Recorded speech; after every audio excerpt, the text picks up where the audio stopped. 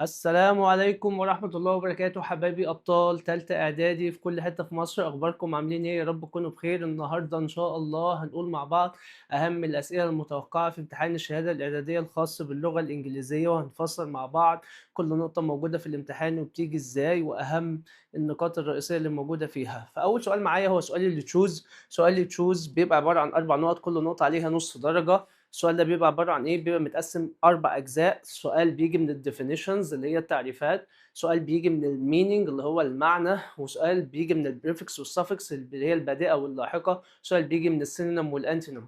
أول سؤال معايا بيقول لي long ago، من مدة طويلة، sailed the ocean searching for treasures، بيبحثوا عن الكنوز and adventures وكذلك المغامرة. مين الناس الزمان اللي كانت بتبحر عبر المحيطات وبتدور على الكنوز وبتبحث عن المغامرة؟ البايرتس ولا السوليجرز ولا فارمرز ولا ترافلرز؟ طبعا عارفين ان هم مين البايرتس. بايرتس بمعنى القراصنة، سوليجرز بمعنى الجنود، فارمرز الفلاحين، ترافلرز المسافرين. السؤال ده عبارة عن ايه؟ السؤال ده عبارة عن ديفينيشن، عبارة عن تعريف لكلمة ما اللي هي الايه؟ القراصنة. يبقى انا اعرف ان في الاختياري هيجي لي تعريف من التعريفات، فانا اعرف اجاوبها من خلال الايه؟ من خلال الاختيارات اللي موجودة عندي بكل بساطة. يبقى اول نقطة definition. السؤال اللي بعد كده بيقول لي the opposite of the word powerful. لسه بنقول دلوقتي السينونيم والانتونيم، يعني المعنى والتضاد. فكلمة opposite بمعنى تضاد، فعايز اصلا مضاد كلمة powerful قوي، يبقى strong قوي، courage شجاعة، عندي kind طيب او عطوف، weak بمعنى ضعيف، فطبيعي هاخد كلمة weak. يبقى ده السؤال الثاني بتاع ايه؟ السينونيم والايه؟ والانتونيم. سؤال رقم 3 we add the suffix. لسه بقول لك النقطة لازم تجي لي بيتكلم عن البريفكس والسفكس. بريفكس بادئة، suffix لاحقة. to the word tradition to form an adjective. عشان اكون adjective اكون صفه، فانا اضيف ايه لكلمه tradition عشان احولها لصفه؟ فاضيف لها ايه اللي بمعنى traditional. يبقى ده النقطة الثالثة هتجيلي على الايه؟ البريفكس والايه؟ والسفكس. السؤال اللي بعد كده رقم 4 the loud noise، الضوضاء العالية او outside بالخارج was نقط and made it hard to concentrate. يبقى السؤال الرابع ده على اساس المينينج. يعني ايه المينينج؟ المعنى. يبقى الضوضاء كانت مالها؟ كانت pleasant سارة، ولا كانت disturbing مزعجة، peaceful هادئة ومسالمة، relaxing مرخية الأعصاب، made it harder to concentrate خلت إن من الصعب إن إحنا نركز. يبقى كانت disturbing بمعنى مزعجة أو مشتتة. يبقى أنا قلنا السؤال ده كل نقطة بنص درجة. يبقى بيتكلم عن الديفينيشن، بعد كده المينينج، البريفكس والسفكس والايه؟ والسينونيم والانتونيم.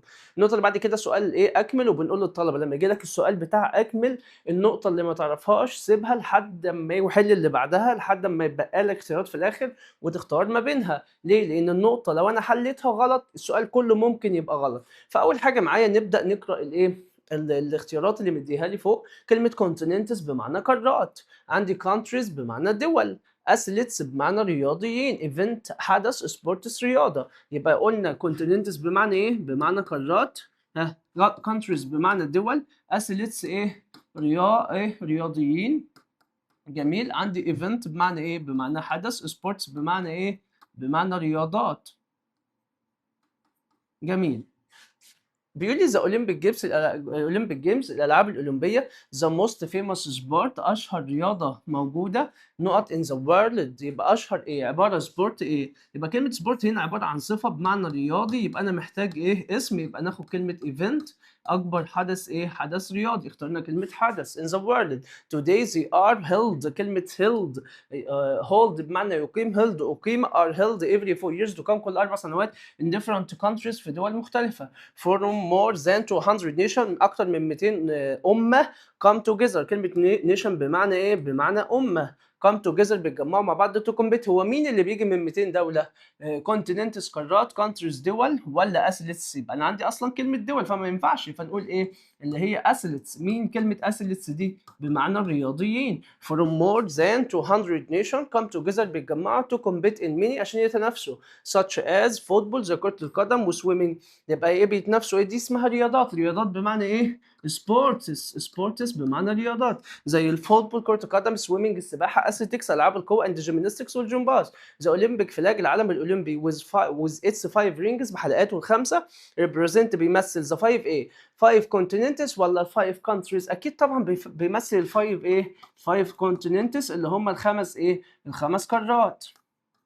جميل. ايه افريكا، يوروب، ايشيا، استراليا اند ايه امريكاز، والامريكتين اوف ذا وورلد يونايتد ان فريندشيب، والعالم متحد بثقافه. يبقى انا لو ما عرفتش نقطه اسيبها وارجع واكمل اللي بعدها لحد ما يبقى لي اختيارات. انا اخترت كل الاختيارات، اخترت 4 وبقى لي كلمه كونتريز انا مش محتاجها فين في الاختيارات. السؤال اللي بعد كده سؤال القطع. سؤال القطع مهم جدا، فكل اللي انا طالبه منك انك تركز في قرايته. كايرو one of the ايه on the fantastic river ايه fascinating river Nile. القاهرة يعني كلمة اون مقصود بيها انها ايه بمعنى تقع على ايه على نهر النيل الرائع والخلاب.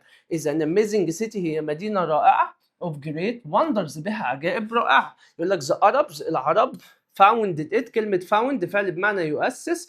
founded أسسوا المدينة in 641 سنة 1641 المفروض بي سي اللي هو بعد الميلاد. and it has been the center of Egypt for centuries. هي مركز مصر لإيه؟ بقى لها قرون لقرون. now it's the largest city in Africa. أكبر مدينة في أفريقيا. as a busy city full of people. كمليئة مزدحمة بالناس أو مليئة بالناس.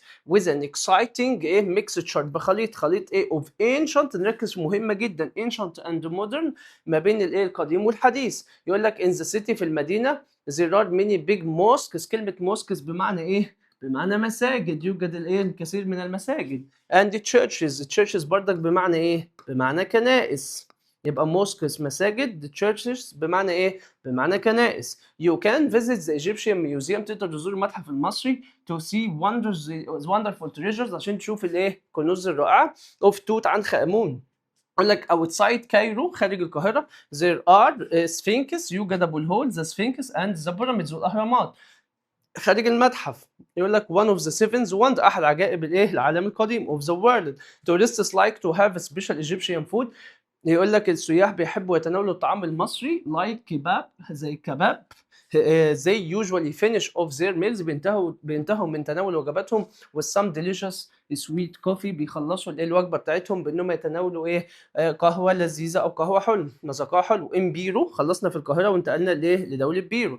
there is the city of ايه كوسكو مدينه كوسكو which is over 3000 meters high in this mountain. بترتفع لاكثر من 3000 متر فوق سطح ايه فوق سطح الارض في جبال الانديز. يقول لك it was the capital of the strong Inca empire. كانت عاصمة إمبراطورية حضارة الإنكا. in history كوسكو في مدينة كوسكو التاريخية you can still feel the atmosphere. تقدر تحس بالجو العام بتاع المدينة of the ancient Inca civilization لحضارة الإيه الإنك. نبدأ نحل مع بعض. أول سؤال هيجي لي سؤالين اختيار. يقول لك كايرو is on the river بتطل على النهر but كوسكو ولكن مدينة كوسكو بيرو is نقط ماونتن موجودة فين في البحر موجود في الجبل اوفر ولا ان ولا اندر ولا نير. احنا لسه قايلين انها بترتفع عاليا فوق سطح البحر ب 3000 فوق 3000 متر. يبقى اوفر ماونتنز فوق الجبال بمسافه 3000 متر. يقول لك you can find in كايرو تقدر تجد في القاهره ancient and old things. ما كلمه ancient هي old فانا ما ينفعش اختار دي. يقول لك ancient things only الاشياء القديمه بس. لا غلط طبعا. old and new things اشياء قديمه وجديده ولا old things only؟ اكيد طبعا old and new things. ده انا عايز اتاكد من الاجابه بتاعتي. فوق قال لي قال لي كلمتين اتنين. يقول لي هي خليط mixture of ancient and modern ما بين ما بين القديم والحديث. بعد كده السؤال يقول لي you can visit to see the wonderful treasures of توت عنخ آمون. اروح ازور اللي خاص بكنوز توت عنخ آمون. موجوده فين؟ موجوده في الموسكس في المساجد. لا. كلمه ماونتينز الجبال. لا. churches كنائس. هتبقى the Egyptian Museum المتحف المتحف المصري. يقول لك when was Cairo built متى بنيت القاهرة. هو لسه قايل لي السنة فوق. قلنا اتأسست العرب أسسوا القاهرة امتى 641 سنة 1641. يبقى نقول 641 وممكن نزود لها بي سي يعني بعد بعد الميلاد before Christ era. النقطة رقم 5 mention 3 things. اذكر 3 أشياء. كلمة mention ده عبارة عن فعل بمعنى بمعنى اذكر. في كلمة ثانية بمعنى state. 3 things you can see in Cairo. 3 حاجات تقدر تشوفها فين؟ في القاهرة. الحاجات اللي احنا ممكن نشوفها في القاهرة هو ذكر في القطعة معايا قال لي أنا عندي في القاهرة معايا او بيقول لي outside كايرو زي سفينكس اند بيراميد. في ناس كتير جدا بتغلط وبتروح تقول لك خارج، بتختار ابو الهول والايه الاهرامات. انا بتكلم على القاهره. القاهره الاماكن هو ما ذكرليش اماكن كتير، هو يعتبر ذكر لي ايه مكان، ايه مكان واحد. يقول لي in the city there are many big mosques، ذكر لي المساجد and 8 churches you can visit the Egyptian museum. يبقى انا من ضمن الحاجات اللي موجوده عندي اول حاجه يقول لك the Egyptian Museum، المتحف المصري. دي اول حاجه معايا. يقول لك المكان برضك اللي احنا نقدر نشوفه في القاهره ممكن نقول ايه، ريفر نايل او نايل ريفر، نهر ايه، نهر النيل. وممكن نقول معانا ايه اند ايه، ممكن نقول موسكس اللي هي الايه المساجد، وتشيرشز اللي هي الايه الكنائس. يبقى نقول زي ايجيبشن ميوزيوم، ممكن نقول ريفر نايل نهر النيل، الموسكس اند تشيرشز اللي هم الايه المساجد والايه والكنائس. النقطة رقم 6 what do tourists usually end their meal with in Cairo، بيخلصوا وجبتهم بإيه؟ فإحنا لسه قايلين آخر فقرة خالص في إيه في مصر، يقول لك إيه usually finish of their meals with some delicious sweet coffee، بيخلصوا الوجبة بتاعتهم ببعض القهوة اللذيذة. ودي الإجابة رقم كام؟ رقم 5. جميل. النقطة اللي بعد كده سؤال القصة، 4 أسئلة اختياري، كل سؤال إيه؟ كل سؤال بنص درجة. يقول لك نيد لاند missed his note and wanted to return ايه لاند. طول القصه كان دايما نيد لاند ايه valued freedom، بيقدر الحريه، كان مفتقد ليه لموطنه. يبقى يقول لك نيد لاند missed his ايه freedom. عندي كلمه هاربون بمعنى حربه، كرو طاقم السفينه او طائره، فريدم ايه حريه. عندي ماني بمعنى المال. النقطه رقم 2 كونسيل ريمنت، كونسيل تناه تو ايه تو ارونكس. يقول لك كونسيل طول القصه هو كان بيعمل ايه؟ قال لك لويال تو بروفيسور ارونكس، كان وافي ايه، كان وافي ليه. يقول لك افريد بمعنى خائف، ليزي كسول، لويال وافي، كونفيوزد مرتبك، فاكيد هناخد كلمه لويال. النقطه رقم 3 كابتن نيمو سيم ذا بوس بريف، كنا بنوصفه طبعا طول القصه بانه بريف وميستيريوس بمعنى ايه؟ بمعنى غامض. كلمه سبورتيف بمعنى داعم، لويال وافي، بورينج بمعنى ممل. النقطه رقم 4 ذا نوتلس ووز اتاكد باي نقط، الغواصه تمت مهاجمتها بايه؟ طلبه كتير جدا بتتلخبط ما بين كلمه الجاينت سكواد وما بين كلمه ايه، ما بين واتشيب. شاركس طبعا مش هناخدها، ولا ويل بمعنى حوت. يقول لك الجاينت سكواد ولا واتشيب. بص هو كابتن نيمو دايما هو اللي كان بيهاجم الايه، بيهاجم الغواصات، مش بيهاجم السفن الحربيه، مش السفن الحربيه هي اللي بتهاجمه. فهناخد كلمه الجاينت سكواد، الحبار الضخم، الحبار الضخم ده هو اللي هاجم الايه الغواصه. فطاقم السفينه كان بايه بيحاربوا بالاكسس بالفئاس اند هاربونز. وفي الاخر نيدلاند كيلد ات، نيدلاند هو اللي قتله. السؤال اللي بعد كده يقول لي واي دو يو ثينك، لماذا تعتقد كابتن نيمو كيبت هيز باست هيدن، محافظ على ماضيه مخفي ليه؟ هنقول هي كابتن، قصدي كابتن نيمو، يبقى هي didn't لم يريد، هي didn't want مش عايز، he didn't want anyone أي شخص to know أن يعرف، to know anything أي شيء about ايه about his past عن ايه، عن ماضيه، لانه مش عايز اي شخص يعرف اي شيء عن ايه، عن ماضيه. السؤال اللي بعد كده why do بروفيسور ارنكس، ليه بروفيسور ارنكس accepted to stay on the Nautilus، اللي وافق يتنيه على الغواصه طول الوقت؟ هيقول لك ايه because هو كان شخص ماله كيوريوس فضولي، صح؟ because he يريد يعني ايه want، هنقول he wanted to يستكشف يعني ايه explore، explore عايز يستكشف ايه ocean، عايز يستكشف المحيط and its secrets، كان عايز يستكشف اسرار الايه المحيط. وده كان فعلا هو عمل ايه، studied marine life، درس الحياه البحريه in a way بطريقه no scientist، مفيش عالم ايه did it before عملها قبل ايه، قبل كده. مفيش مشكله. النقطه اللي بعد كده السؤال الريرايت، جاي لي ايه 3 اسئله. اول سؤال بيقول لي she said that she didn't break the glass، فبيقول لي she denied، فهنستخدم الفعل deny. من ضمن الملحوظات الجميله يقول لي deny من الافعال اللي بيجي وراها فعل مضاف له اي ان ايه، اي ان جي، يبقى انا هحتاج فعل مضاف له اي ان جي. يبقى she said that she didn't break، يبقى she denied. دي فين الفعل عندي؟ كلمه break، اقوم رايح ضايف لها اي ان جي، breaking the ايه the glass، انكرت انها كسرت الايه، كسرت الازاز. النقطه اللي بعد كده ده سؤال could you turn the light off please، ممكن تطفي النور او turn the light off please. قال له عايز استخدم كلمه mind، عندي صيغتين اتنين، ممكن استخدم كلمه do you mind او would you mind. يبقى do you mind هل تمانع وفعل mind بيجي وراه فعل مضاف ل ing، فنقول do you mind turning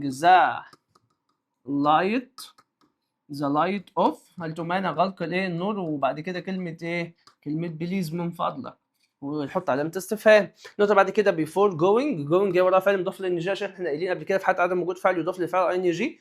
before going to bed she had called her friend. عايز استخدم كلمة after، فحطيت كلمة after. عارف ان after بيجي وراها زمن ماضي تام، الطرف الثاني ماضي بسيط، فهاخد الجملة الثانية الأول. يبقى نقول after she had called، بعد ما اتصلت بصديقتها her friend، بعد ما اتصلت بصديقتها قوم حاطط كاما. ده اول جمله. الجمله الثانيه هو مين اتصل بصديقتها؟ يبقى شي، وهي بردك اللي راحت تنام. يبقى الجمله الثانيه لازم تبدا بشي، وعايز اما اقول لك بيفور كان بيجي وراها ماضي بسيط، يبقى شي. يبقى كان في الاصل ايه؟ جو دي كان اصلها went، يبقى she went to ايه؟ to bed، ذهبت للفراش. عشان انت قايل ايه؟ after اهي قرابط جاي وراه زمن ماضي تام had called، الطرف الثاني went زمن ماضي ايه؟ ماضي بسيط.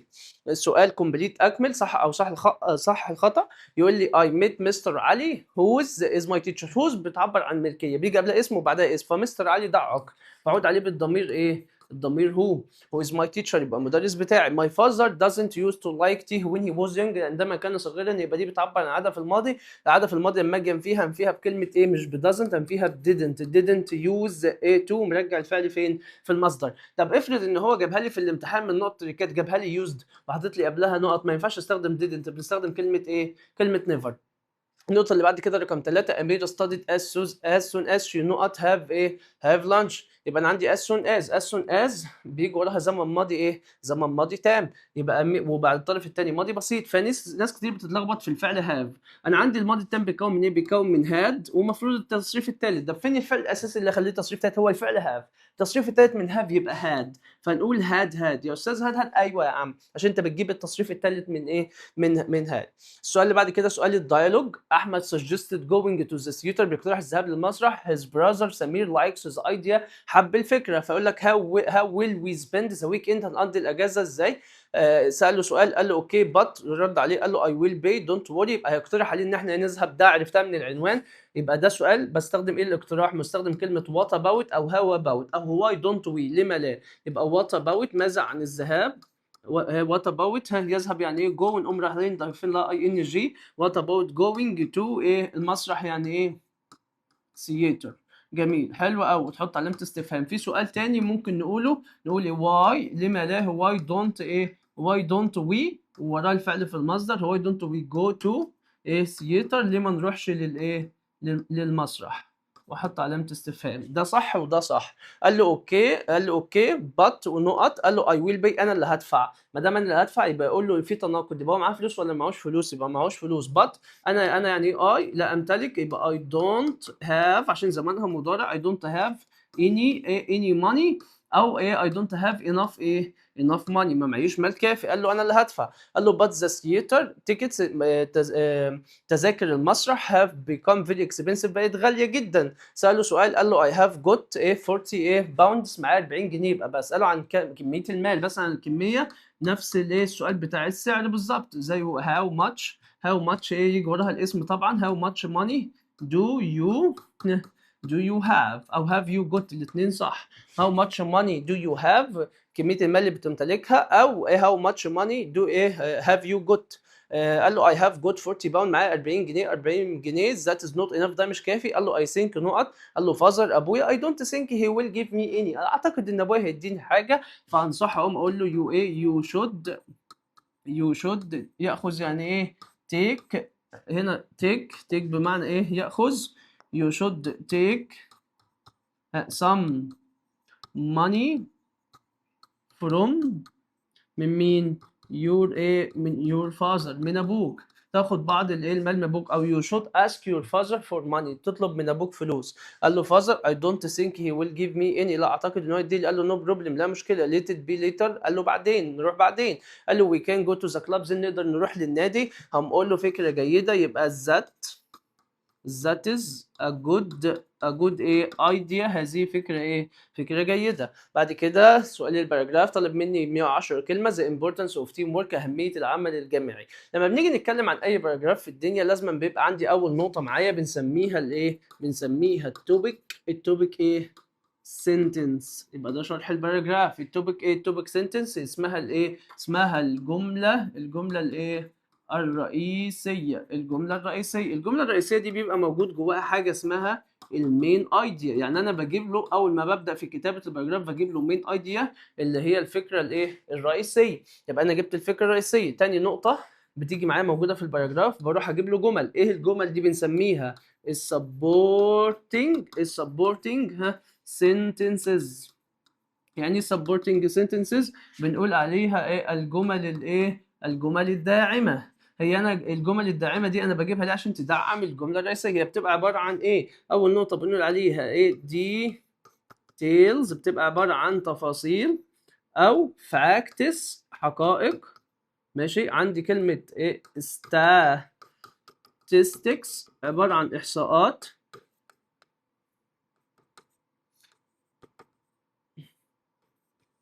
evidence، دليل.